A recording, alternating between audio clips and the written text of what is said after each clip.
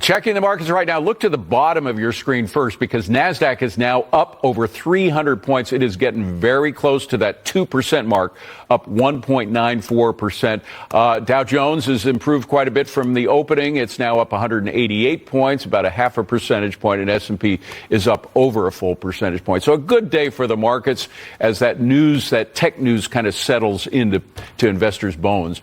Meanwhile, House Republicans just formed new tax teams to study the impact of Trump-era tax cuts that are set to expire. Grady Trimble is in D.C. What exactly are these teams going to do, Grady?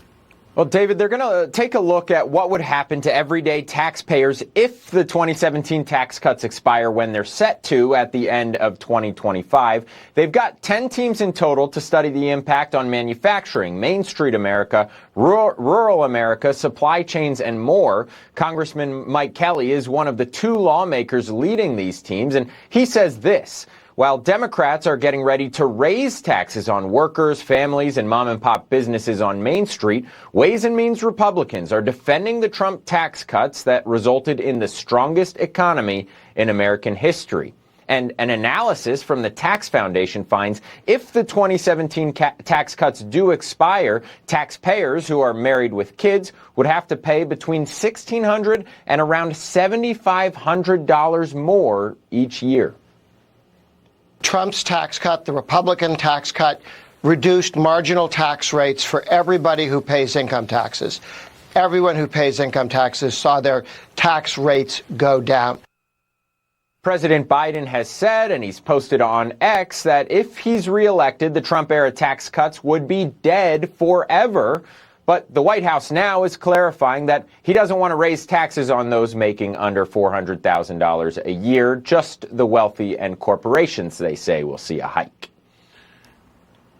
The president has said many times over he's not going to preside over tax increases on anyone under $400K, and he will consistently, as he has done, work with Congress to make sure that reality sticks. The 2017 tax cuts also permanently lowered the corporate tax rate to 21%, which President Biden wants to bump up to 28%. He wants to raise taxes on capital gains and qualified dividends and on unrealized gains for high net worth individuals, too. David? All right, which may bring down the stock market, those cap gains increases. And of course, if you have a 401k, even if you make less than $400,000, that will affect you. Grady, thank you very much. Well, Congressman Byron Donalds is a Republican from Florida. He joins me now. Congressman, let's talk about what the Trump tax code has done, because there's been a lot of misreporting starting at the top with Joe Biden, who says that it cost $2 trillion in revenue and added to the deficit. We can put up a chart to show you exactly how much increase in revenue we have received from the Trump tax cuts. They didn't cost money, they gained money, about $1.6 billion increase in revenue because of them. So they've got it exactly the reverse. They're saying it cost money, it actually gained money for American taxpayers. Well, why are we surprised that Joe Biden once again has lied to the American people? The Trump tax cuts has been the best tax policy, frankly, in the history of the United States. Every group of Americans has done well under that tax policy. You could make a clear argument that the reason why our economy is still afloat is because of that tax policy. The Democrats have gaslit the American people for years over this, saying it cost $2 trillion, when the truth is the government has raised more money than it ever thought possible under the Trump tax cuts. And so when Joe Biden runs around with his class warfare, with his gaslighting, talking about he wants the rich to pay their fair share, what he should do is tell the American people the truth, that while he lies through his teeth about tax policy, his own son evaded tax policy. He's a tax cheat. That's what his son did, and he didn't care. Yeah, the whole family did, as a matter of fact. But the bottom line is, not only did we get more revenue from the new Trump tax code, but the rich are paying more. The top 1% are now paying about 46% of all the income tax revenue that comes in. So there is less inequality as a result of the tax code.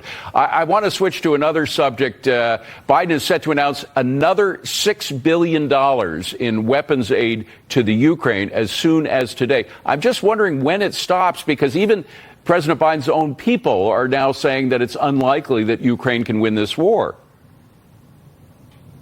First of all, I think that talking point coming out now is one of the big issues that is happening on Capitol Hill.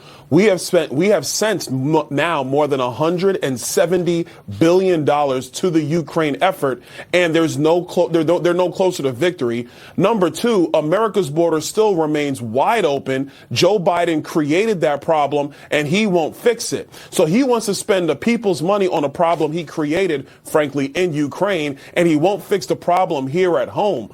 That's why 112 Republicans oppose sending more money to Ukraine, because what we wanted to see was our southern border secured, because the American people deserve no less. We wanted to see an actual game plan from the Biden administration before more money was released. We actually wanted to pay for that using some of the other boondoggle programs that Joe Biden has foisted on the American people. And frankly, none of those things occurred. What you are going to witness now over the next several months is more dithering from the master of disaster, the president of the United States, Joe Biden. Well, and as long as this war on fossil fuels continues, Russia will have the treasure to spend on the war itself. I mean, couldn't one of the answers to Ukraine be to get fossil fuel growth in this country up more?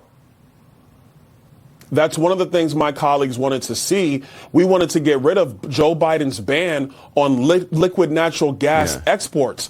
We wanted to stop that and actually increase that here in the United States to help offset the fact that many of the European nations are still buying oil and gas from Russia.